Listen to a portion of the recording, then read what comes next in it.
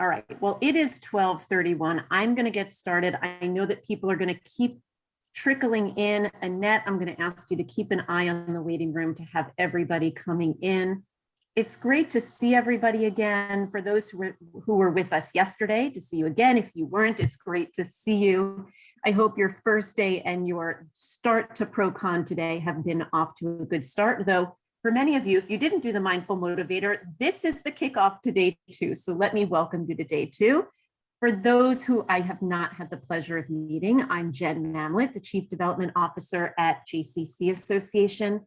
Joining me today is my colleague, Annette McCann, our Director of Development. If there's anything you need, you can find us in the chat. You can send us a private message.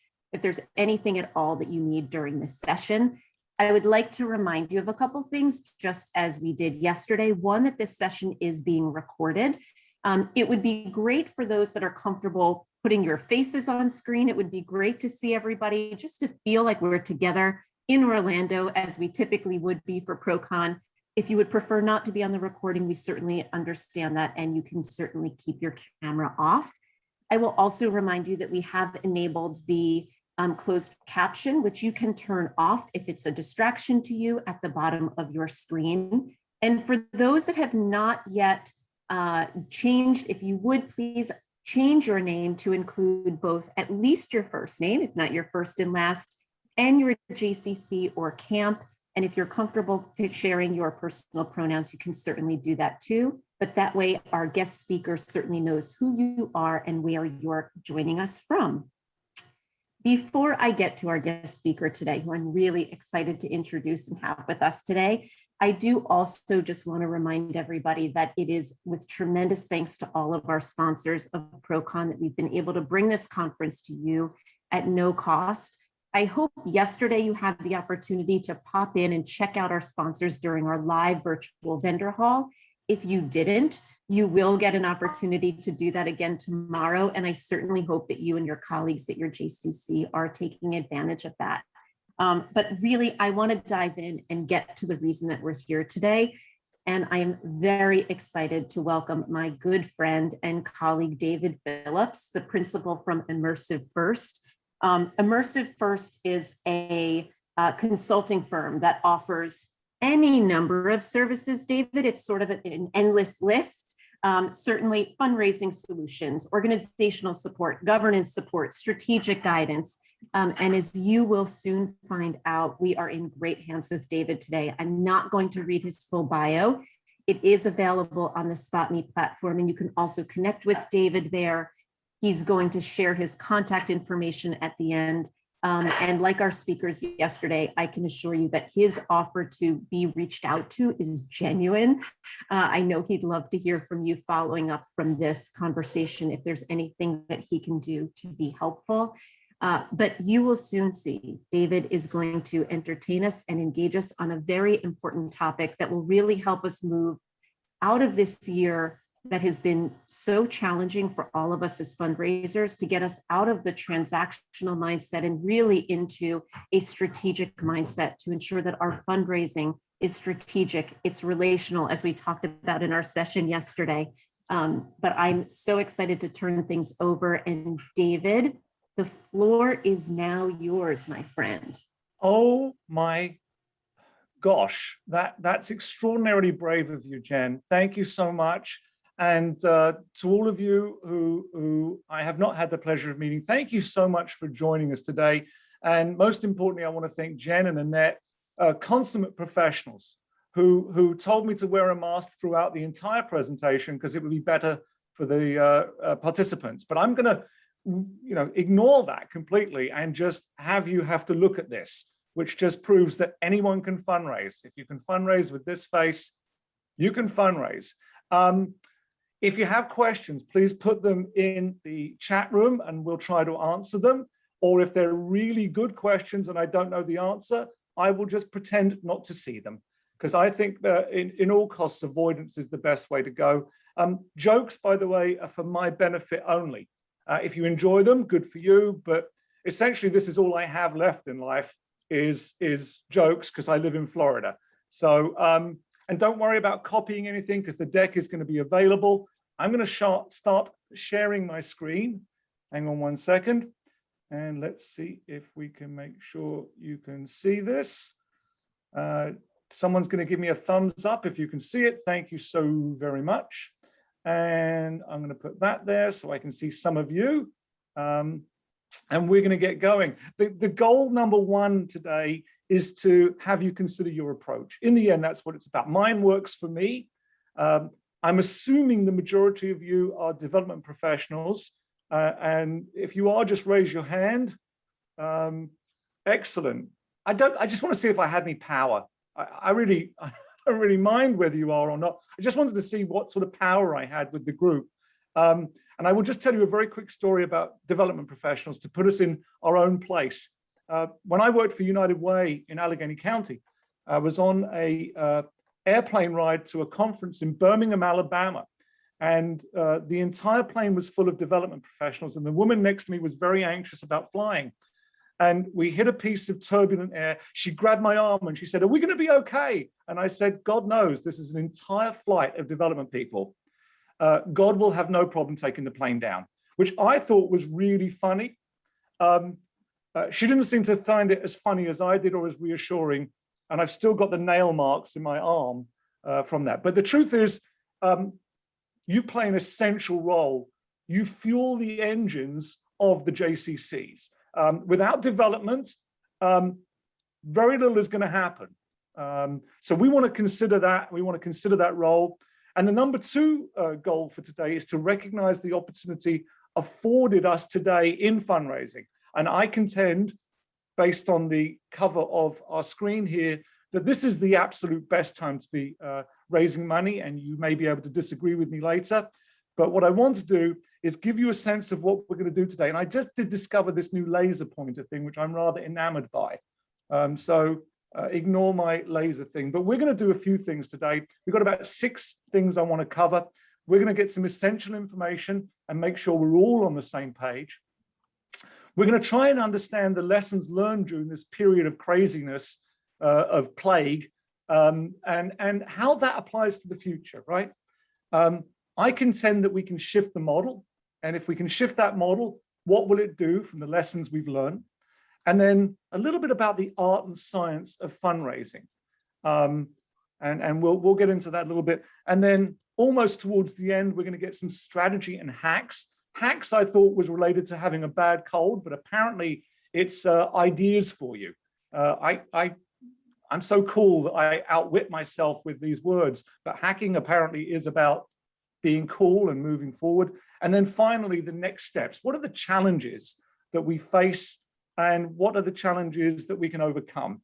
So with that said, I want to make sure we're all on the same page. Again, if you have questions, put them in the chat box and I'll try to get to them, but let's go. So essential information. It's really important we understand the bucket we live in, the world we live in, which is America, for those of you unfamiliar with the country. And I'm going to speak slowly because I know not all of you understand English, so I'm going to just be really careful. But would you believe the average US household gift is $2,240? That's a remarkable number. It's unparalleled in the world. Nowhere else is as generous. And if they say if you want money, rob a bank. You guys are not robbing a bank. We have Canadian JCCs as well. I love Canadians, right? They eat real Mars bars, not the stuff in America, which, by the way, the difference is additives. In England and Canada, you can put whatever you want in them. In America, they control your chocolate. Resist, people, resist. America, $449 billion was donated in 2019. That's plus 5.1% from the previous year. But we want to know where the money's coming from. That's really important, right? Individuals account for 69%. And by the way, that's the first time ever that individual giving has dipped below 70%. Just a point of interest. Foundations, 16%. You can all read. I don't need to read this stuff to you. And the macro bottom line here is in 2019, more money, more hands-on involvement, more faith-based giving took place. And essentially, philanthropy, giving is in our national DNA. It's who we are as Americans. And I'm just going to wave that because I became a citizen 2 years ago so that I could vote. Really, that was I've only been here 28 years before I became a citizen. I was getting used to it. So what does this essential mean? Is the sky really falling around us? And to make sure, I did a little bit checking, and on CNN this morning, there was in fact a report from Chicken Little that the sky is falling. I walked out because it's Florida and we have very fast rain bursts, and a poor woman was being hit by words like COVID-19, jobs, and economy. And I did in fact see Homer Simpson up by my local Panera saying the end of the world is near. So let's talk about those falling skies. Let's talk about hell and brimstones, cats and dogs playing together. Let's talk about that and see what we can work out. So let's get some additional essential information. Is the sky falling according to fundraising experts? So a recent 2020 survey, veteran fundraisers were asked for their predictions based on the myriad clients that they work with. So it wasn't just 20 fundraisers, it was 20 fundraisers representing many across the board philanthropic charitable organizations.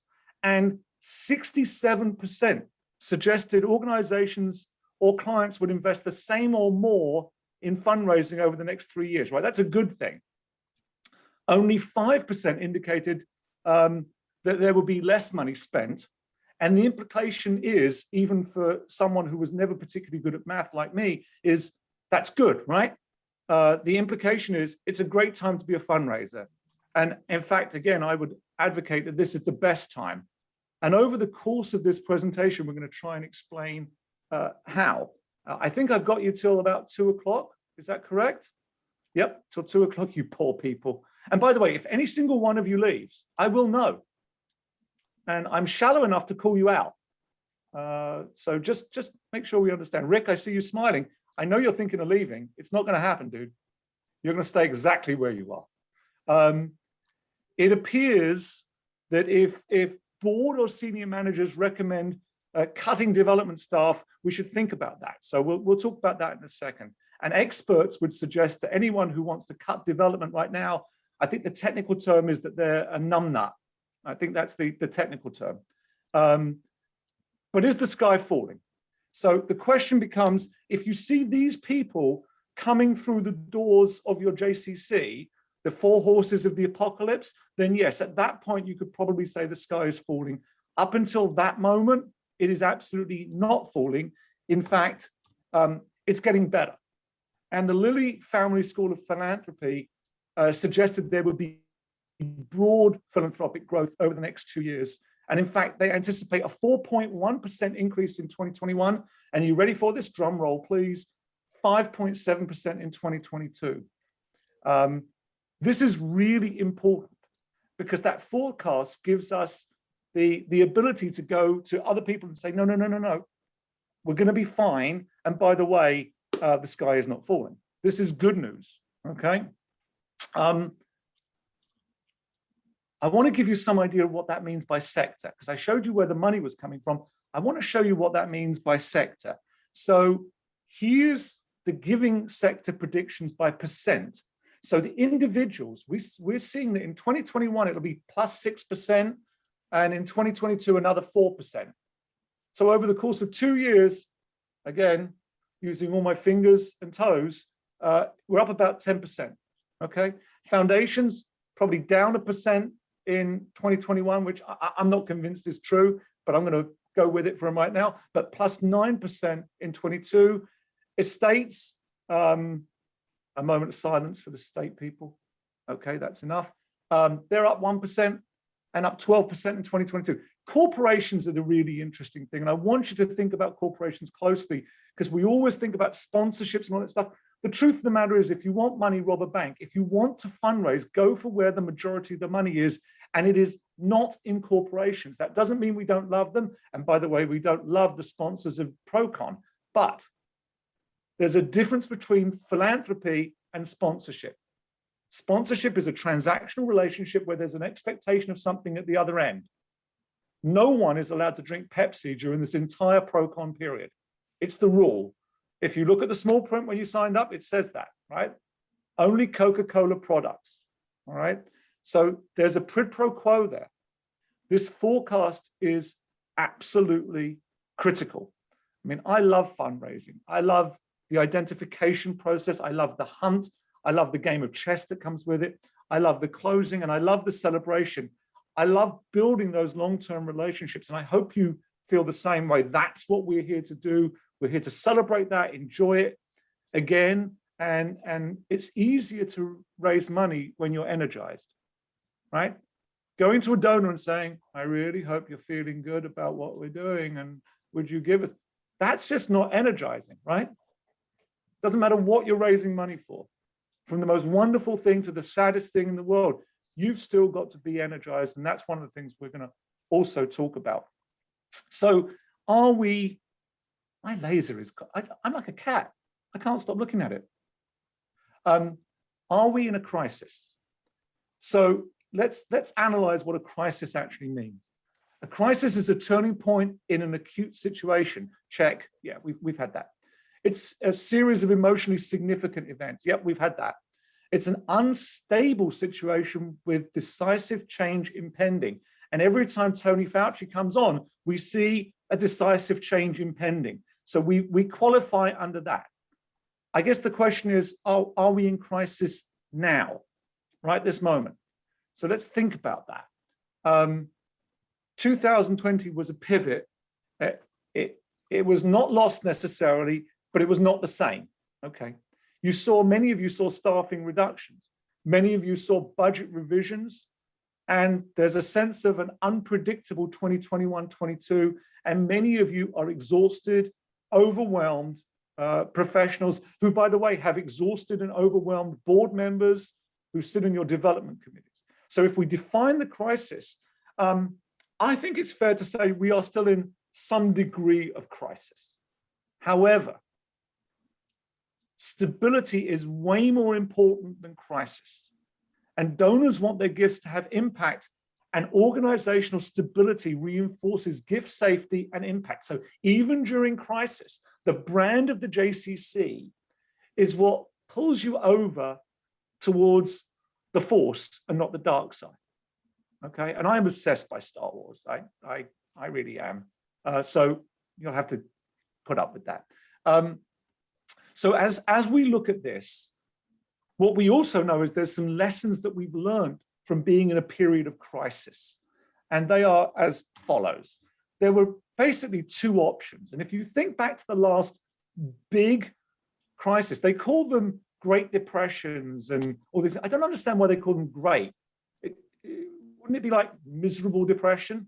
But anyway, if you look back to 2008, if you look to current times, organizations had a couple of choices around fundraising when these crises hit. And it was to reduce the fundraising budget, cut marketing dollars, and eliminate fundraising staff. Or you have the option of staying the course, keep your staff, keep investing in fundraising efforts. And here's what we have discovered, because it's not brain surgery, that those who chose option 2 raised more money, maintained and deepened their donor relations, and they, more importantly, kept you, because you are the talent, you are the people that connect, and you were ready for the upturn. So I want to make sure we understand, anytime you hit crisis, the first inclination is to cut across the board. And that's not healthy for fundraising, because everything we do is reliant on relationships. And I can tell you, when I was at an organization in Rockville, and one of my colleagues, I believe, is on this call from Capital Camps, in the 2008 financial crisis, we received a very nice check from Federation saying to us, you need this. And what we did was we said, we're stable, we're organized, we've kept our staff. We went into endowment, which is your war chest, and people are all weird about spending endowment money, but the truth is it's there for crisis. And if this doesn't qualify as a global pandemic crisis, then, but we actually sent that money back and we said we don't need it. And at first, people were really kind of I think the technical term is pissed at us. How can you not have taken this money? But what we said was organizational culture dictates that we don't need it as much as some other people in the community did. Now, the ironic thing is people got wind that we did that, and we ended up raising more money because people sent checks to us that we couldn't turn back. And I'm not going to tell you it wasn't somewhat strategic, but it really wasn't. It's one of those, it was strategic after I realized what we did and how it worked out. And suddenly it was a brilliant idea, which is the greatest way to evaluate any program. Develop the evaluation criteria afterwards. Right? Don't let anyone tell you you have to develop it beforehand. Only ever evaluate your programs based on the things you want them to be. That's sarcasm, folks, and it's not true, but I do like it. And by the end of this presentation, you will be deeply involved in the religion I call sarcasm. So what other lessons did we learn? We learned that the past resonates today. And these are pictures from the, again, Great Depression. But here's what we learned. Here's what we learned. We learned that empathy for the less fortunate is a real value and really important to what we do, okay? And we can learn from these 1929 issues and these 2008 issues and these 2020-21 issues. And we respectfully submit that these lessons are ubiquitous. They work always. And they become part of who you are from a fundraising, development, and JCC cultural point. This is your DNA. So we learned that empathy for the less fortunate really matters. We learned that we can get by actually on very little if we need to, and that we can shrink our program offerings, but we can still be impactful, okay? We learned that we can reinvent ourselves, and they reinvented themselves. You had accountants, lawyers, doctors being bakers and street cleaners. You do what you need to do to make it work, okay? We took risks that paid off, and that speaks big time to what we're going to be talking about today. Calculated risk, leap of faith, whatever you want to call it. They took risks, and we can learn that lesson. They looked out for one another. You know, development can be a scary job sometimes. But look, you've got 106 brilliant people, actually 105 brilliant people, because I take myself out of that. You've got 105 brilliant people on this call, all of whom I'm sure, if you really needed them, would take a call from you. You've got a remarkable support system in Jen and Annette. You're part of a movement, and that means you look out for one another, as well as at the local level. They did not fear change. That is probably one of the most significant lessons we're going to need to talk about. And they did this, they believed in the future. Because if we don't believe in the future, what's the point? And again, it's that piece of being upbeat is more likely to be received with a positive response than not. And if you're not afraid of change, you can run towards it. And I was always taught to run towards problems, not run away from them. Although I do come from a family of cowards. We're the ones at the back of the war saying, it looks really bad up there, you should send more people. But in the end, we try to run towards the problems. Again, final little bit of lessons learned. And this is really specific to now, right? Raising money remotely is a challenge. There's just no doubt about it. It's difficult to raise money remotely. But the playing field was leveled. You think about it. Look at this room that we're in. Every one of us is the same size. Every one of us has the same voice, except we've muted all of you because I am all powerful like Oz. But the fact is we're still the same size and we still have that playing field being leveled, and power has been democratized. I call it Zoom equality. And while we're all fed up with Zoom and we want to get away from it, the fact of the matter is it's still a remarkable tool. And more importantly, what has Zoom done for us?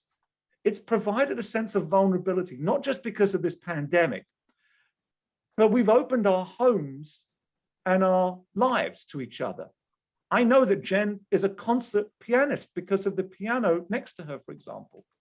You know that I'm an intellectual because I have a whole bunch of books behind me, which may or may not be real.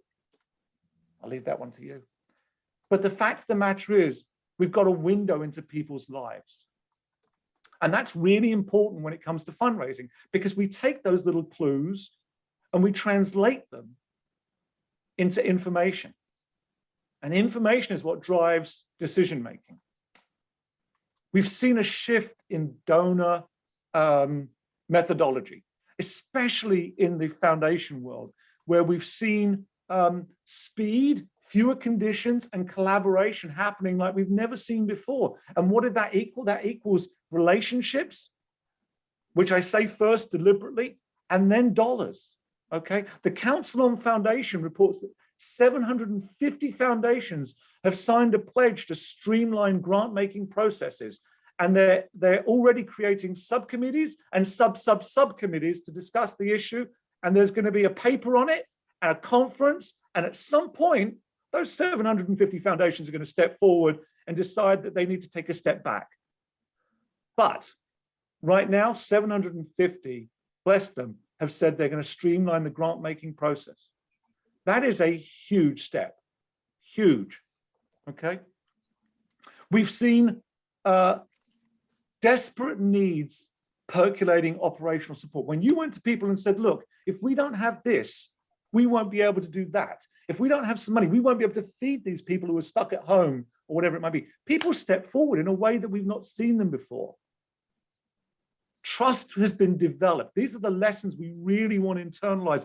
Trust has been developed, and the rigor of evaluation, even from our local donors, our mega donors, our major gift donors, they have relaxed some of those artificial barriers to evaluation, and greater trust has been established. And that's critical here, absolutely critical. And we've got to start leveraging these results right now. And in fact, if I press that button, it's going to say that. Isn't that amazing? We must leverage these lessons. And how do we do that? We do it because we recognize the gaps, okay? Crisis created openings and erased some history. So that donor who won't give to you because in 1982, their door was pranged by your childcare director, is more likely to have forgotten that by now because the world changed. There's a forgiveness ratio that I think has come in, and it's erased some of that history. More importantly, it's said that the donor is ready to erase the history, okay? What we've learned is that endowment support is more critical than ever before, absolutely imperative. And without endowment support, Johnny, is everything okay? I want to make sure. Looks bad there. You've got someone pointing at the screen. Everything's good? Yeah, thank God. I was worried. Endowment support is more critical than ever. The other thing it showed us was we didn't really have great plans in place to deal with this. Not that anyone could have predicted a pandemic, but what we absolutely can predict, because history is the best form of prediction, right, is that there are going to be sine waves of behavior and world events. Whether it's a tragic event, whether it's a pandemic, whether it's a climate-related event, although of course there is no climate concerns in America. I live in Florida. The fact that we bought a beachfront house that was 2 miles away from the beach is nothing we should worry about. But we've got these gaps, and we can now adjust to them. And with that in mind, I want to talk to you a little bit about shifting the model. So we're going to talk about shifting the model. This is a unique moment in time. And what unique moments do is they tilt people back a little bit. And when people are tilted back, they're far more vulnerable. If you've ever been on a chair and you've been tilting back and someone comes back behind you and grabs the chair, you are extraordinarily vulnerable. They could lift you up and save you. They can pull you down and mess with you. They could do as my children do and just laugh as I wave my arms and pray to God they're not going to hurt me, because I don't trust my children. I don't know how to express this, but they're trying to put me, they've already said at 65, I'm going into a home. I live in Florida. That's like late to be put in a home in Florida. So anyway, we need to embrace and be bullish about this new moment in time. It's a unique moment. I'm putting on my glasses so I look more smart, and you really get the message here. We're going to capitalize on access to donor space. We need to maintain that intimacy. How do we do that? We meet on the donor's turf. You know, we have this propensity to say, please come to the JCC and we'll meet. Go meet them. Go meet them wherever they want. By the way, tell your CEO, the donor really needs to meet in Hawaii. And off you go. Tell them David Phillips said it was fine. It's good, right? But the truth is, we should meet them on their turf and break bread with them. Why is breaking bread important? It's because we're Jews, and that's what we do. We eat, and we communicate and build trust by eating. Do not choke during the meal, okay? That would be bad. But we can shift that model and develop that intimacy by going to their space, because people talk more openly when they're in their comfort zone. The model is shifting because the markets are up. I have no idea why. I don't care, but all it means is one day I might be able to retire. But here's the reality of those markets going up. People have more money to give away. Some of them are mandated to give it away. By the way, not corporations, remember. Foundations are, some individuals are through their private foundations or family foundations, but markets are up. So why not do this? Go and approach the people you've never approached before. They're leaning back a little bit. They're tilted. They're off kilter. Now's the perfect time to say, you know what, we've never spoken and I have nothing to sell you, but I'd really like to get to know you. We've never been able to engage you. Or how about the people who've said no over the past 5 years, re-engaging them, going back to them and saying, you know what, we haven't spoken in a while. And I'm David Phillips. I'm the director of the Phillips JCC. This is an opportunity. So I would suggest you open those doors and reach in, because the markets are up and people are feeling bullish about it. The other thing is, donors want compelling reasons. They want what I call an impact narrative. It's not good enough to just say, this is the right thing for the community and we really hope you'll do it. It's, this is how many immersive hours our camp offers. This is the impact our camp program has. This is the curriculum we offer in our early childhood development center. And this is why it changes families and improves and increases awareness of Jewish values and Jewish culture. Here's the other thing. Competitive fundraising. We are in a competitive business. And that doesn't mean that the other organizations aren't similarly or equally as important. But what it does mean is we've got to compete against them and partner with them. As I said to you, we sent the money back to Federation and said our local social service agency needs it more than us. I can't tell you what that meant to that agency. We were able to develop a relationship with them because they went, you really did that? And we're like, yeah, because you right now are more important than us. It's remarkable what happens when you open those doors, but never forget we're in a competitive fundraising environment, and that requires an extraordinarily strategic model. So if we're shifting the model, what matters is for us to be strategic with our narrative, we have to understand who we are, right? So what has the JCC got to sell that's unique in this space?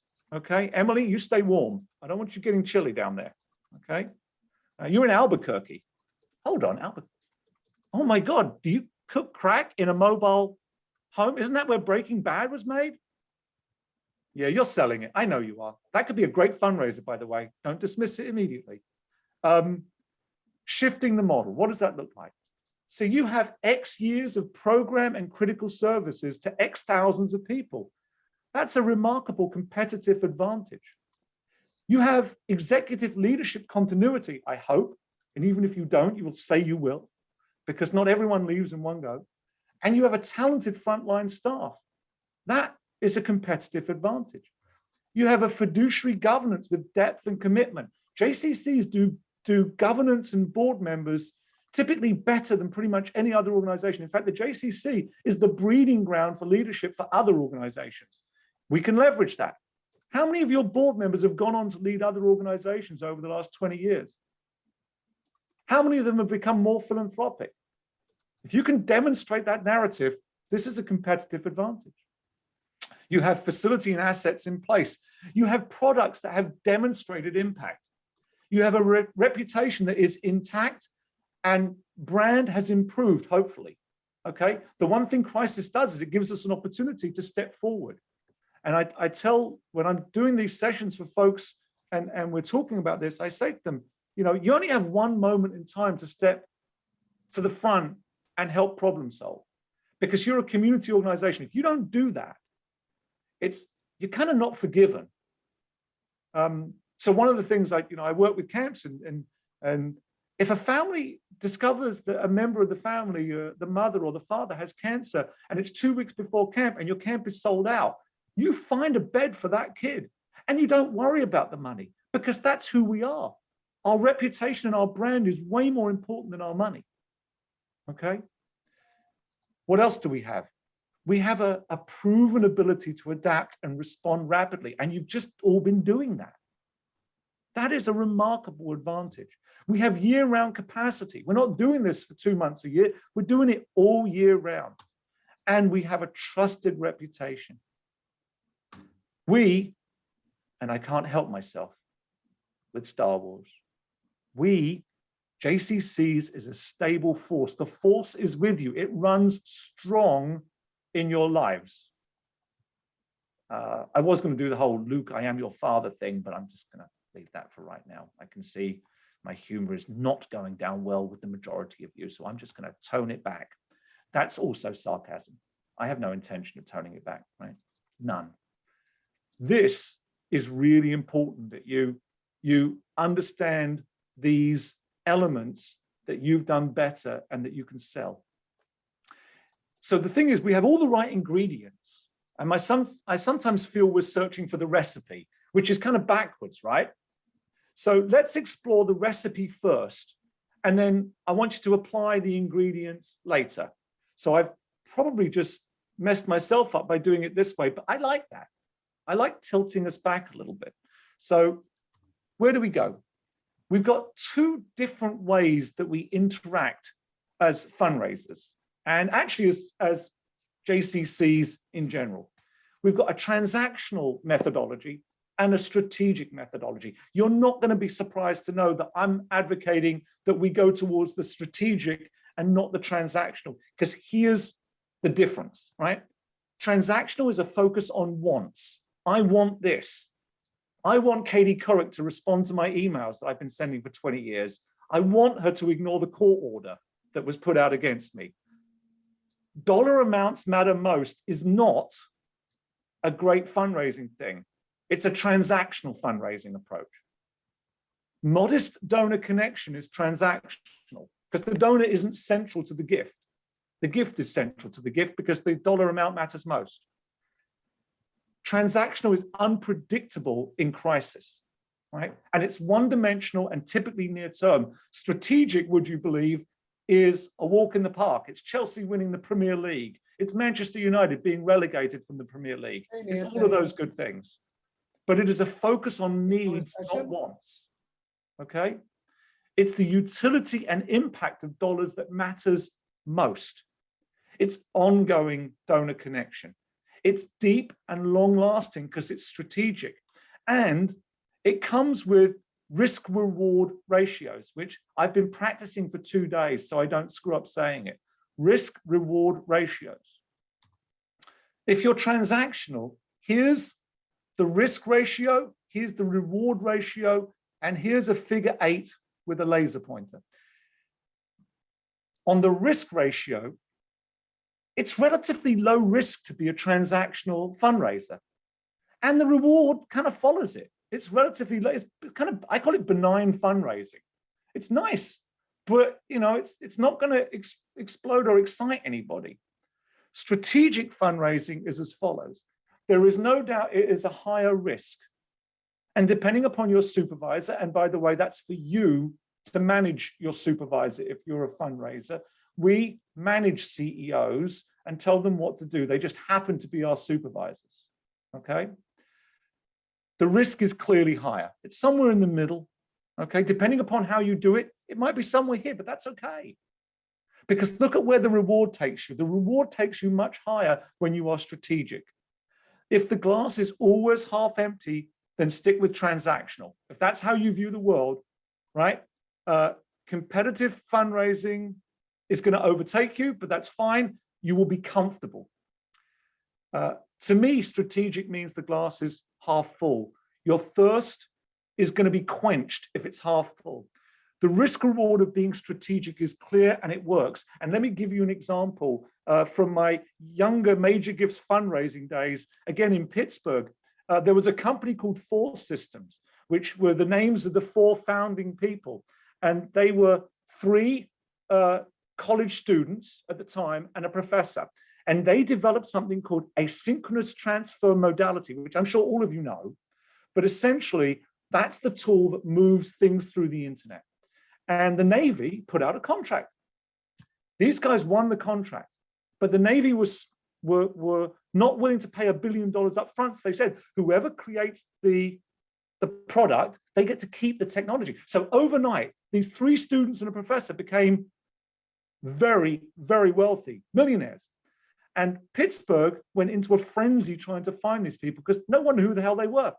I'm sitting in a TCBY yogurt store on the floor with my son, and this guy's sitting next to me, and he says to me, we're chatting, he said, can I have a napkin? I said, sure. I said, you look familiar to me, I said to him. You look familiar. God, you look really familiar. Who are you? And we got chatting. He said, I'm part of this small startup firm in the North. I'm like, is your name Robert Sanson? He said, yes. I said, dude, you're really rich. And he laughed and we laughed and he was English and blah, blah, blah. I go back to the United Way office, and my boss at the time, who was still one of my mentors in life, found out. I told her the story. She said, what do you want to do? And before we could answer that, I was whisked into the chief professional officer's office, the CFO, the CPO, the major fund, everyone was there.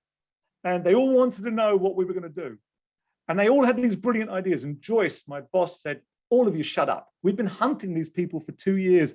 And the idiot boy actually has met them. What do you want to do, David? I said, this is my brilliant plan, thinking strategically. I want to send Robert a Mars bar and a note that says, an English Mars bar, and a note that says, Robert, I'd really like to meet with you and talk about this project. So everyone went crazy, and Joyce said, none of you got anywhere closer. David, do it. So it turns out that Robert's allergic to chocolate, but he invited me over to his house.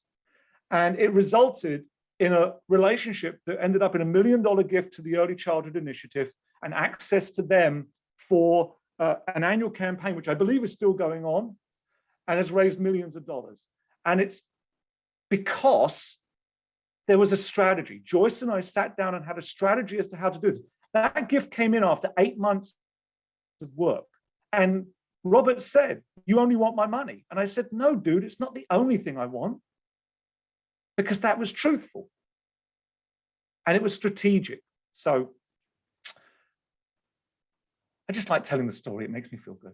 How do we shift the model? So the really important thing for us to remember in the JCC world is that not every giver is a donor, right?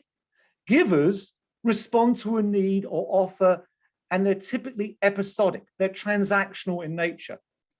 Donors engage with a mission and a vision and are long-term supporters. They are strategic supporters of what you do. The goal is to get givers to become donors. Okay? It's absolutely essential. If they remain as givers, it's episodic and you'll be forever replacing them. That's not good for you. Okay? So how do we do that? I'm going to suggest you sort of have a revised or a nuanced meaning many of you are doing this already, and I don't want to be in any way insulting or assume you're not. So just all things being equal, what's the revised or nuanced approach? It's this.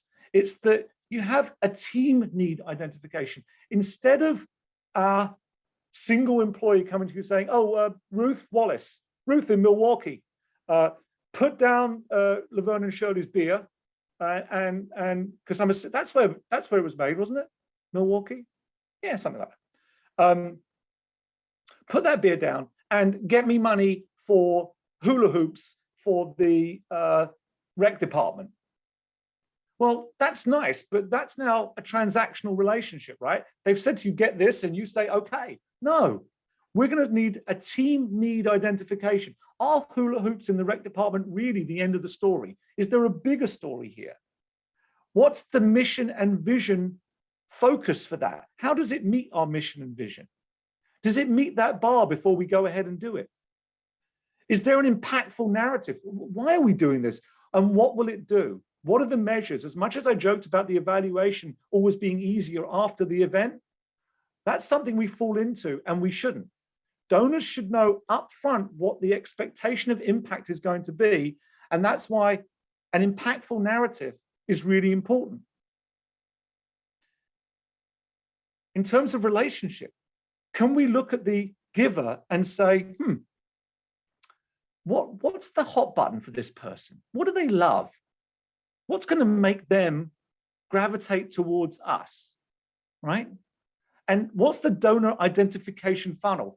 Who does programs see as a prospect? So if you've got someone in your early childhood department that says, we're running out of cribs for the babies and we don't know who to go to. And yet every morning, a family shows up with a Maserati on a Monday, a Bentley on a Tuesday, a Mercedes on a Wednesday, and a Ford Mustang, which is my car, on a Thursday, and on Friday their driver drops off the kid, then just maybe there's an opportunity there. So how do we identify that funnel and use our colleagues to push that funnel through and communicate with us about that?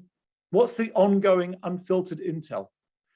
Do your research on these people and keep the intel coming. Nothing is too big or too small. You'd be surprised what your front desk person knows or notices about people.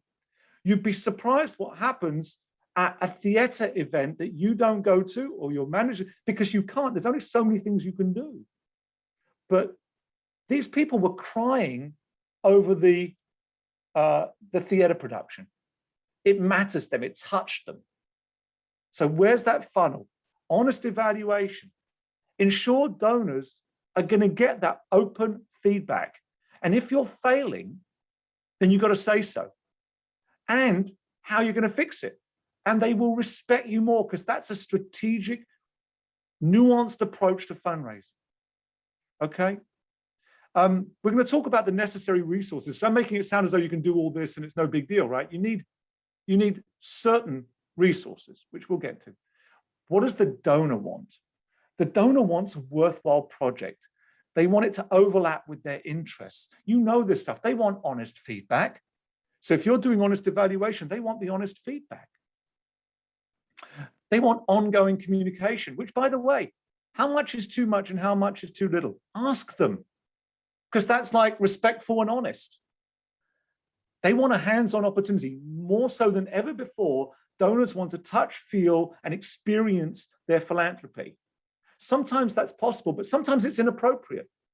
We had a foundation who wanted the names of all the people that they were giving money to support scholarships at one of the places I was working at. And I felt that was highly inappropriate and not going to happen. It's not kind. It's not who our culture is going to be. So we went back and negotiated openly and honestly with them and actually educated them as to what was appropriate. So it's that kind of old joke that I say down here. When a fundraiser is asked in Florida by a donor, I want to start an alligator program in a preschool. A lot of fundraisers might say, are we talking little alligators or big? I say to them, you're out of your mind. That's just fundamentally stupid. If what your job is you want to teach children about ecology, because I've got to know you and I know your interests, let's talk. But we've got to be honest. They want a personal approach, and they want to know that their money has actually made a difference, because they've earned it. It's hard. And what is more special than inviting people to do something that will change their lives? That's one of the barriers you're going to face, is you have volunteers and professionals around you who say, I don't like to fundraise. It doesn't feel good. No, sorry. That's a wimpy excuse. And what I do is I help people understand that the true joy of being a fundraiser isn't changing the lives of the people that receive the money. It's actually helping change the lives of the people who give the money. And if you change that schema around, it's much easier for your colleagues and board members and other volunteers to feel comfortable asking. Because what I do is I say, Jen Mamley, if you give this $1 million, yes, it's going to change the lives of these children in our early childhood center. But I promise you, you and I are going to be standing together crying over the impact this has made on your life. It changes the tone. David, one, Yeah. I'll certainly give you the $1 million. And I want to make sure you saw that there was a great question in the chat from Stacy about to build that funnel and intel in terms of screening, wealth screening. Do you have any advice for our colleagues? Yeah, so that there's covert and overt. The overt is you pay for it through a wealth screening company. There are plenty of, and there usually are classes offered on how to use the internet to gather information. And it used to be that you had to have LexisNexis and all that stuff. It is so much more open now. So there's the overt, you can pay for research on someone. And what I would suggest is if you're going after a donor for X number of dollars and above, pay for the research. Because what it can uncover may be completely useless, but there may be one nugget in there that's really important that makes a connection for you. So that's one thing. The covert one is what I'm talking about in terms of community. You're going to have colleagues who are development professionals in allied organizations who know these people. And if you develop relationships with them, they're going to help you because we are a community of fundraisers. And for the most part, I have found that my colleagues are more than welcome to help me understand the pitfalls and the things like if a donor is dead scared of clowns, then it's kind of good to know that. And you may find that out from a colleague. And then the other covert method is obviously inside the building. You've got staff who've been there for years and years and years who know some of these people. Ask them. Don't assume that the front desk person doesn't know the person. Don't assume that your facility director doesn't have a great relationship with the person because they like cars, whatever it might be. So overt and covert are the ways to bifurcate it. Stacey, I hope that's helpful. The other thing is just break into their house and count their money. I mean, that's one other option. Probably not the smartest, but just a thought. I want to talk to you a little bit more about shifting the model. And I've got you for another sort of 40 minutes. So I'm conscious of that. And I want to make sure we have some question answer time at the end, unless you'd all look sad, in which case I'm just going to say, sorry, we're out of time. There's, again, this transactional and strategic method. So this is that transactional method as it looks in a JCC. You've got the development department as part of a jigsaw puzzle. You've got a program that's already underway that comes back to you and says, oh, by the way, we need this for this program that's already underway. You've got sporadic outreach from different departments to all different types of people. And then you've got NSO, which is the most important thing. It's a disease and it's called the next shiny object. It's when your senior management, and I used to have a supervisor called this, I used to call him bumper sticker Bill, because whatever the heck the car was in front of him, whatever that bumper sticker was, it didn't matter what it was, we suddenly had that as a priority. So, the Monongahela needed to be free of dolphins and fishing of tuna because he saw a bumper sticker in front of him. So we've really got to avoid that bumper sticker mentality of the next bright, shiny object because it distracts us. That is, unless it's a brilliant idea, in which case we shouldn't be afraid to go after it. But this then results when you're strategic in the following. It results in the FRD team, you, the fundraising and development group, identifying ideas. It involves you in program design, because if you understand program design, you can better sell the product. And by the way, the best people to sell these products are the people who are actually doing it. We've got great, energetic, enthusiastic, charismatic staff who we can teach to be fundraisers. And you know what? They tell the story better than we probably can. We've got measured communications and evaluation-based shifts. This is the strategic approach that makes a difference. There's an art and a science to doing this. And that's what I would love to talk about for a moment. I'm going to hide my Gatorade Zero because I know, oh, hold on, is that a Coca-Cola product? I don't know, but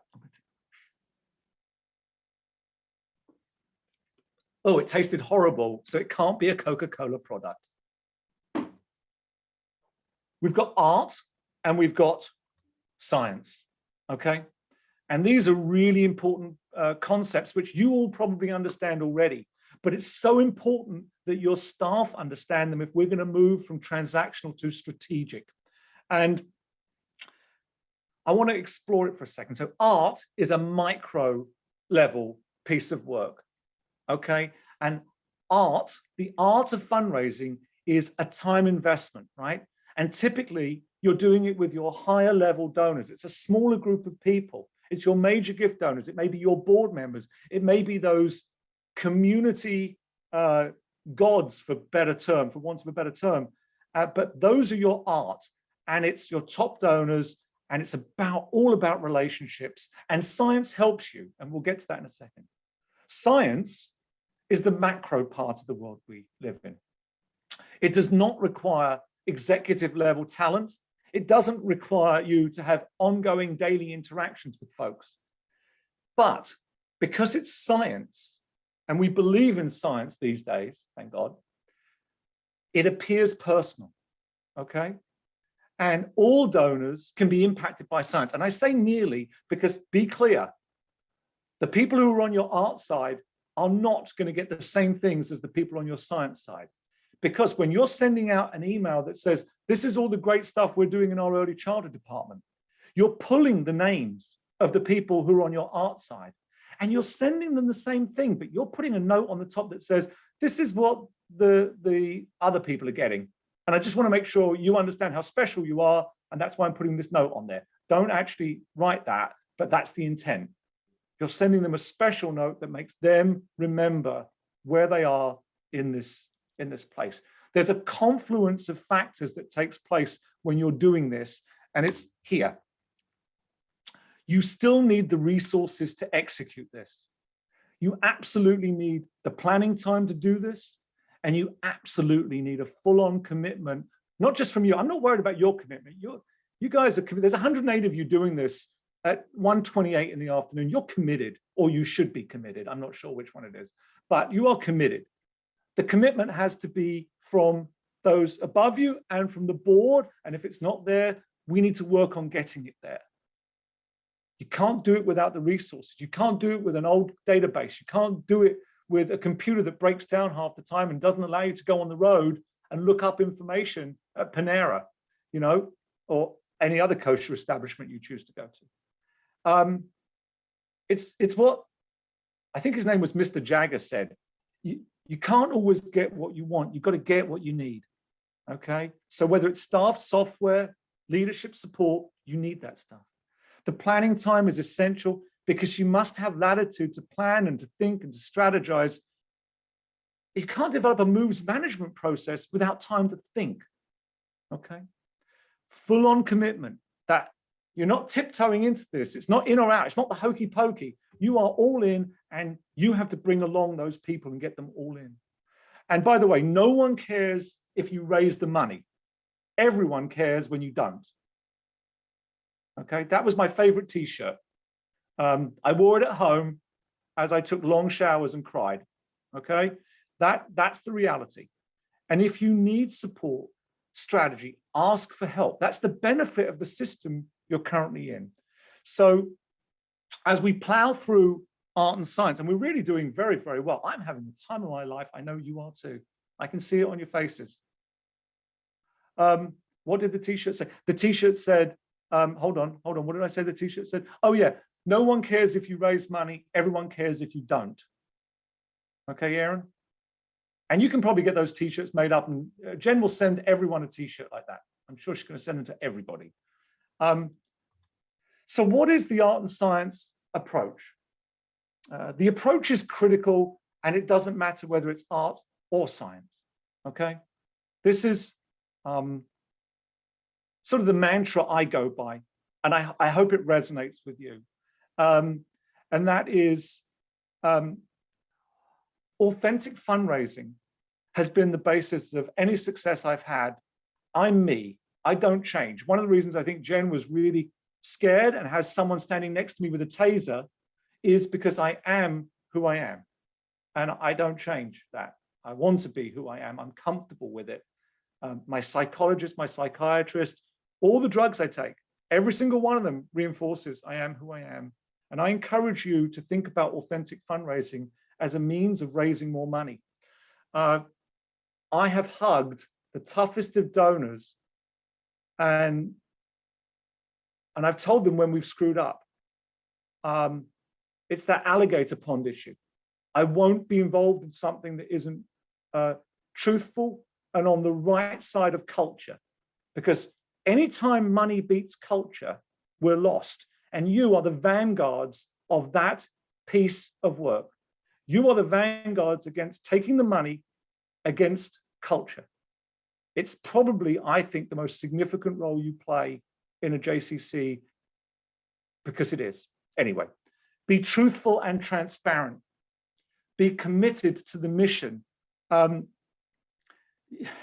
You can't raise money unless you're committed to something, right? Be clear in that expectation and evaluation. When you're with donors, I tell them exactly what they should expect and when they should expect it, and I deliver. And if I can't, I call them up and I say, And by the way, Sammy, that t-shirt is my idea, and any royalties from it are coming to me. I just want to be very clear. Those people in Boston, no, those people in Boston, still any ideas? They fill the water with green. I mean, really. Fixate on the relationship. Absolutely drive yourself nuts about the relationship and how to make it work. And really be you. So I mean, one of my favorite things is, to be an authentic fundraiser. Anytime I get something from from an entity that wants my money, and it says, "Dear friend," I throw it away. And it's not because it isn't important. It's because I am not going to give my money to an entity that hasn't worked out how to use their database to make it appear personal. And that's science, right? Science allows every single one of you to send every single thing in a personalized way. That makes me feel better. Not because you know my name, but because I know that you're smart enough to have leveraged the science. That's an authentic approach to fundraising. Okay. As we sort of go through that, the key to remember here is that donors respond in equal measure to how you and your team treat them. So remember, you can be all these things. You can be all this authentic fundraiser you want to be. But if when they come through the door, someone snarls at them, or your exec walks past them and doesn't say hi, this is so important. You are judged not just on your behavior and your authenticity, but by those around you. And that's why the JCC, when we talk about it being a home where people are welcome, it's the most challenging part of your job is that you're not just fundraisers, you have to be customer service experts and trainers and help people understand that this is all linked. It's a tapestry, all linked. So let's keep pushing on. This is Newton. I don't know if you've heard of Newton. He had an apple or gravity, or I don't know what it was, but he did something. And he said every action has an equal and opposite reaction, right? And then there was another philosopher called Phillips, and he said doing something or nothing results in something. Meaning, by not making decisions, by not doing something, you're not delaying the inevitable. You're actually making a decision. You've made a decision to do nothing. So you have a choice. You can do something or you can do nothing. I personally believe it's really important to be purposeful. And your product and you are beloved. In fact, there's something I call the positivity prism. And this is that sort of takeaway I want you to try and keep in your heads. Your product and you are beloved, or else you wouldn't be able to keep your job. Fundraisers who don't have the ability to develop relationships don't last as fundraisers, or they go on to another place. Okay, so you and your product are beloved. Don't ever forget that, because the moment you do, you lose a piece of that positivity. There is an internal and external pressure, and we accept its importance because execs and boards tell us it's our job to raise money and create donors, not givers.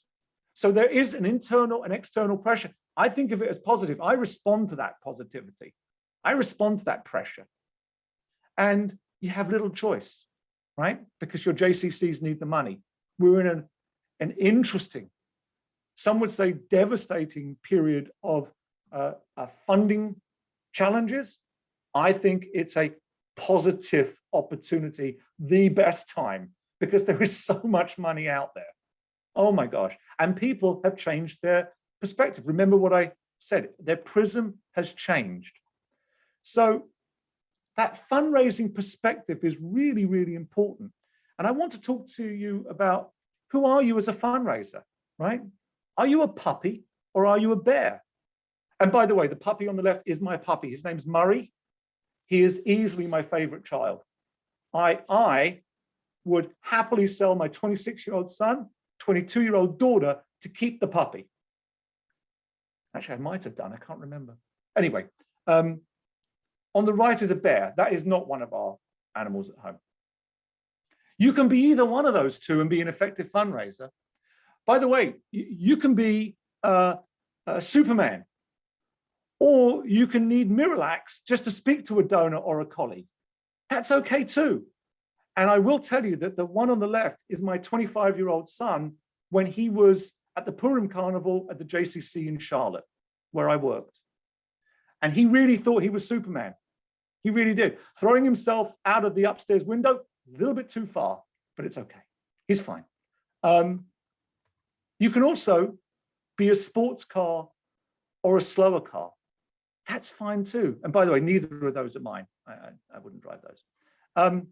And finally, are you, as a fundraiser, the healthy berries or a riskier mix of ingredients on a stable pizza shell? Because that is how I think of a JCC fundraiser, a great JCC fundraiser.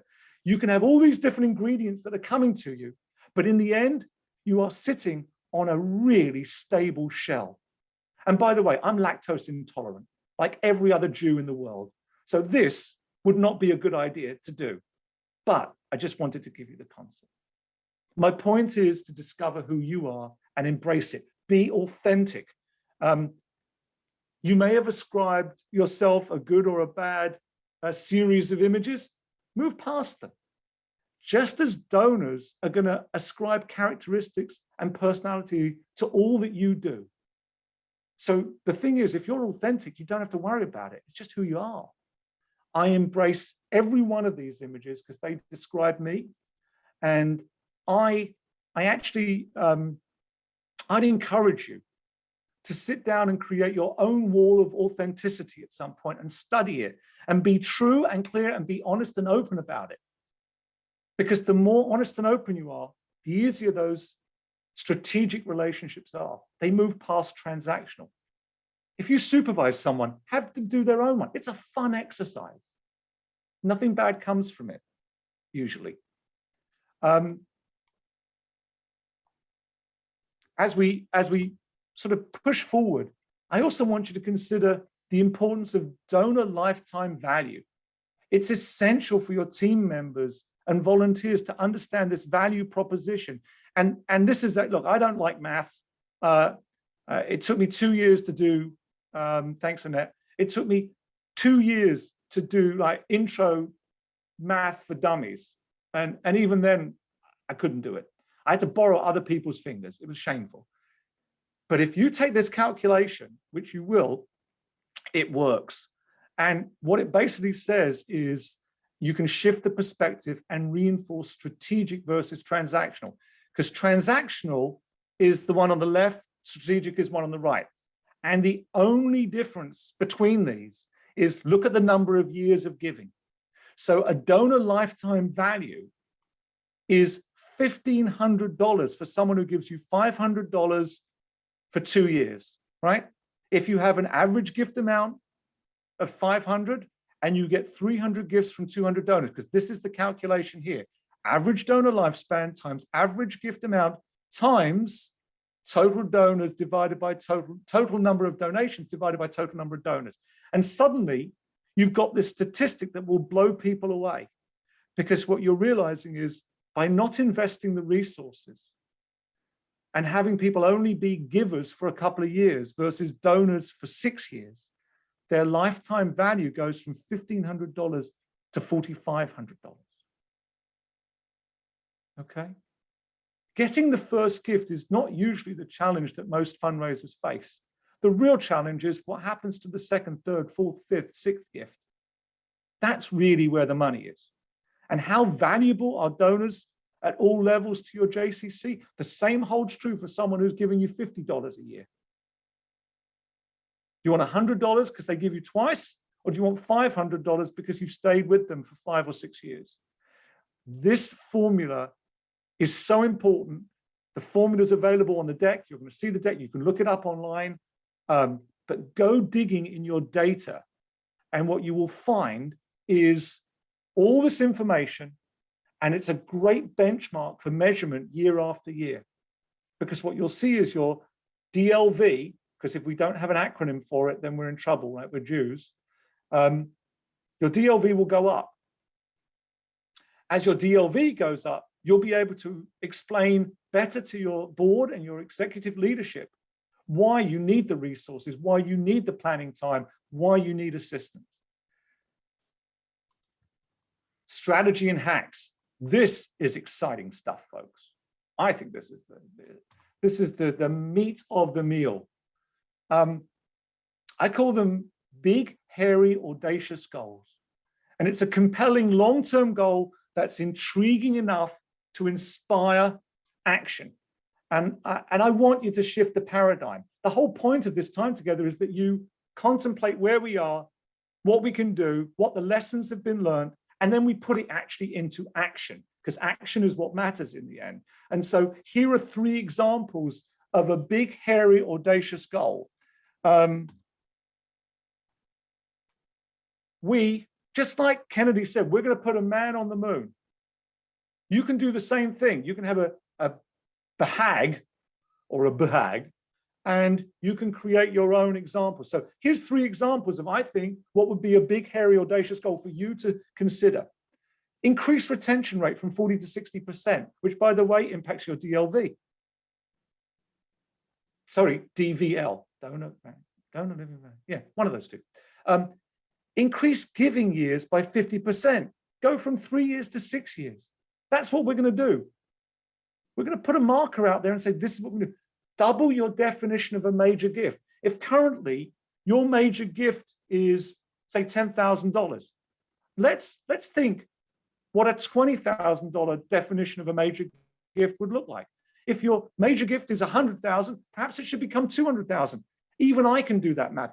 Double that major gift amount until it becomes the point where you sit and you go, holy crap, that's a real major gift, as you choose to define it. Okay. And by the way, if you don't like BHAG, create your own one, a dazzling dream and vision, a DD&V, or an impressive goal strategy, IGS. Again, we are JCCs and we're in the business of acronyms. If we can't keep the acronym world happy, we're done. We're done. And if you're already at 64%, Aaron, what's your challenge going to be? Find other ones. Or maybe it should be 75%. Whatever it's got to be big and hairy enough that people go, wow, we really need to consider that.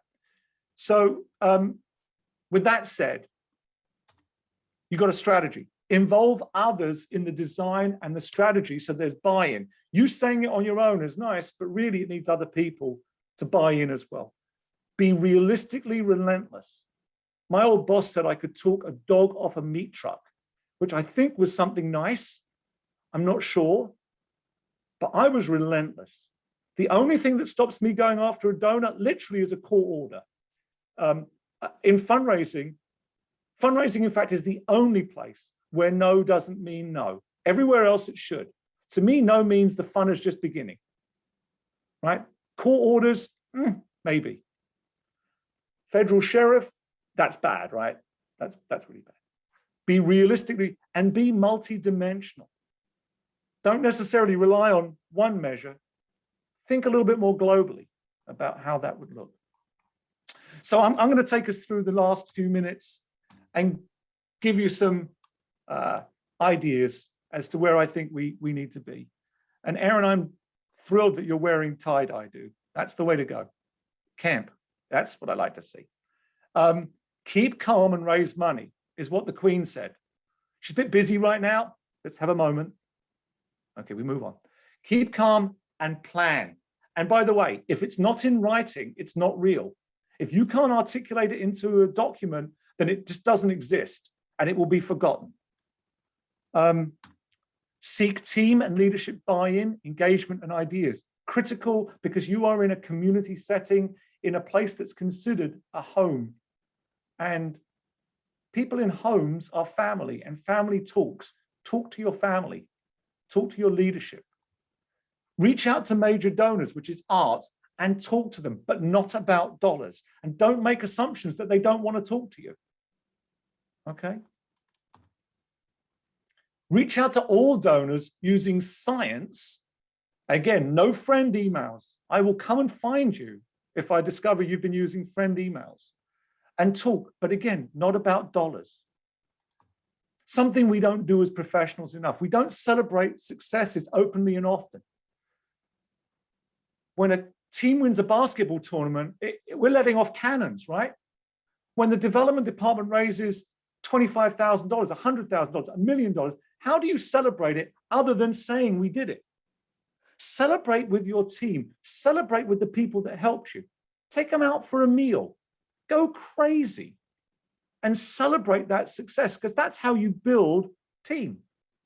Ring a freaking bell. I don't care what you do. Buy everyone a mezuzah. I don't care what you do, but celebrate it, okay? Ask for needs, not wants, and explain why. Don't just ask for needs and don't explain why you're asking for this instead of wants, because that makes a difference. You may be pleasantly surprised, right, by what people respond. And develop a bag and get going. Don't sit around waiting for it to come to you. So I've got 2 more slides, and hopefully you get it. This is my sort of wrap up, big wrap up. So hold your breath. Here we go. Final words. Like that's really going to happen. Be authentic. Be inclusive. Be bold and relentless. Be fun and be kind, because you can't raise money sad. You also can't raise money by being mean. You can, it will come back and bite you in the tuchus. Okay? Be aware and be kind. And I ask you to think about those because look, you're involved in a really challenging piece of work. And with that comes a range of emotions. And these emotions can take over you. So I've taken pictures of me involved in the range of emotions involved in fundraising. Every single one of these is accurate and true, okay? You can be happy, sad. You can be poignant or thoughtful. You can be all kinds of things. You can also be unshaven when you take these pictures. It's totally up to you. But be prepared to have fun. This is the best time to be a fundraiser, period. And for JCCs, it's the best time, it's the best product, and you have the most talent.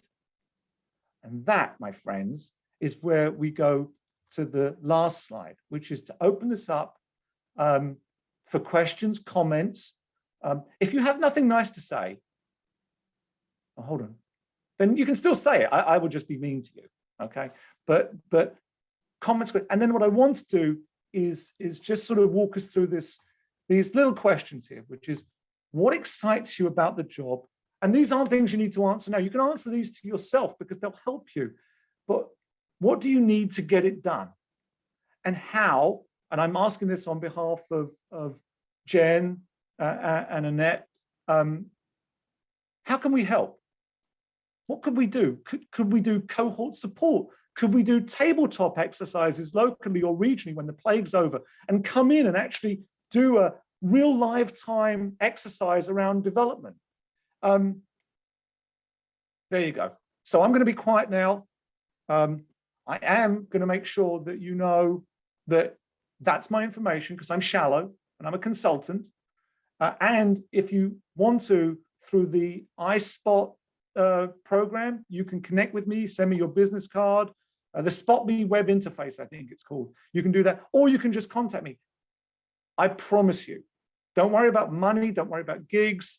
I will spend time talking to you, especially if you praise me, because I am, again, extraordinarily shallow. So I'm gonna put this back to here and be quiet and say, what do you have to say, folks? Oop.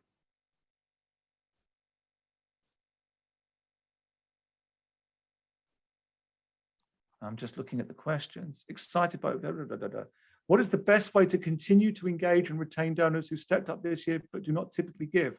I believe it's that strategic piece. It's about actually calling them up and saying, you stepped forward in a remarkable way at a time of tremendous need.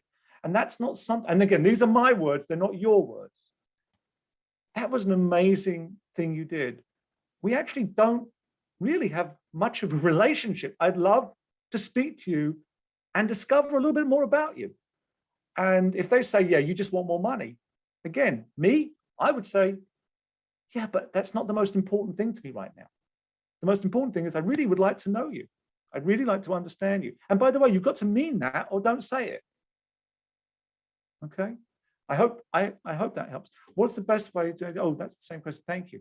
Fantastic presentation. I'm going to start reading the things that are nice. So just feel free to put nice things in there. I will read them out loud. I'm a fellow Jupiter resident. Oh, you went to bed. I'm a soccer referee at Benjamin. What do you think of using wealth screening? I actually think it's worthwhile, but you've got to put it in perspective. It is not the be all and end all. There is nothing that substitutes getting to know someone and being observant. Again, if you go to someone's house and they have 4 cars in the driveway, and they've got a person who says to you, please wait on the left wing of the house before you meet Mr. Phillips, then guess what? They have money, okay? And the problem we have is we sometimes, you know what? You can only insult a major donor by asking for too little. You never insult them by asking for too much. You insult them for asking for too little is because they don't think you're smart, because you've seen their Maserati, you've seen their Bentley, you've seen their Rolls Royce, and you're saying, could you make a massive commitment of $1,000? So Rick Lund, Riverdale, once so I knew. I love that. I love that. Now, I would also suggest stealing the car while they're inside and selling it for parts. Nothing wrong with that either. Fundraising literature. There is so much out there. It's scary. So here's what I would suggest you do. Read as much as you can, but really the best lessons are to talk to people who've been doing it, right? To talk to people who've been experienced fundraisers, become part of the National Association of Fundraising Execs, talk to your colleagues. You know, that's the idea of maybe some cohort conversations. What's really challenging, though, is to find people who are where you are, meaning at the same time in their career and their place in fundraising. Because it's great to speak to folks who've done it and been there, but you also need to speak to people who are going through the same thing as you. So literature is important. Connections to people are equally as important. How do you make time to do everything you've shared as a small shop? Well, firstly, there's only 36 hours in a day, right? And you've got to do the most important thing, which is prioritize. And when I coach folks, the one thing I insist is they have to find at least an hour a week where they are thinking, because we don't think enough anymore. We don't think. And to be strategic, you have to think. So the challenge in JCC world is we want to be, We tend to be 6 feet wide and 3 inches deep. Your job is to make yourself 3 inches wide and 6 feet deep, which is why the art of fundraising takes a lot of time. The science of fundraising takes a lot of time. You can only do so much. And Misha, the challenge there is, how do you involve your teammates in this work? And sometimes, I mean, I was an exec of an agency, and I made it very clear. Guess what? We all get paid because we get this work done. I'm not suggesting that's the be all and end all, but there's a reality check there that the better we do, the better we all do. The more stable we are, it's a cycle. So it is a challenge, and I think that's Misha. I don't know what your position is at the EDC JCC, which I think is the DC JCC. It used to be. It's the Edlovich. Is that the one downtown? But I think that's a conversation with your CEO, because at some point, the other thing is something has to give. You can only do so much. And that's a challenge for us. And giving up things is not in our DNA in JCC. And it's probably the most important thing you can do, is say, what are we going to give up if we bring this new initiative in? Because we can't do it all and do it properly. Again, 3 inches wide, 6 feet deep, 6 inches wide, 6 feet wide, 3 inches deep. Do you feel donor letters are still decent tools for middle of the road donors? I think any outreach that you can do that's purposeful, personal, and leverages relationships is absolutely worth doing. What you need to do is monitor the results. And that means evaluation is really important. If you're placing ads on Google, that's great, but you can't do that without monitoring the results. And Jen is going to wrap this up, I think in a moment, because it's 1:57. And I really hope I speak to some of you, or if not all of you. If there's anything I can do, you only have to ask. Jen, I'm going to pass it back to you. David, thank you, thank you, thank you. The notes that I've been getting in the chat, I know how much people have really appreciated this, and I can see it in the questions. If questions in the chat were not directly answered, I'm saving it. I will make sure that David gets those questions and that we get answers back to you. As I said at the beginning, David's offer is genuine. Truly from the bottom of my heart, David, I want to thank you. Everybody on this call now understands when David and I schedule calls, we started scheduling them for 30 minutes. After 90, we were like, maybe, and that happened many times, like maybe we should schedule an hour. We now schedule an hour, we go for close to 2. You understand why. If I can help to connect you to David, I would love to do that. You have his contact information. David, that was incredible and full of so much important information. I know on behalf of everybody here, I want to thank you for doing it and bringing energy and excitement to it, because I think we all need to be reminded that that's what we need to bring to our work all the time. So truly thank you. And I do want to just sort of say on David's behalf, he gave us his time to be with us today. He put a lot of time. That is not a stock presentation. He knows our field. He loves our field. He applauds the work that you do every time I talk to him. So that was all genuine. And so behind the sarcasm and the humor, there really is a very thoughtful, strategic person, I assure you. I'm going to do very quick reminders. I'm not going to read all of the notes. One, today you will get to choose enrichment electives for the first time. There are electives today and tomorrow. I encourage you to look at the list. Tomorrow there's a great one on fundraising, so please look for that with Liz Naganzi. Today there's also the excellent showcase. I want to call out Karen Goldberg on the screen at 4:30. JCC of Central New Jersey is going to be sharing their fundraising strategy for their continuity circle. Definitely check it out. A quick reminder too, tomorrow to check out the virtual vendor hall. I'm talking fast because I really wanted to give David as much time as possible.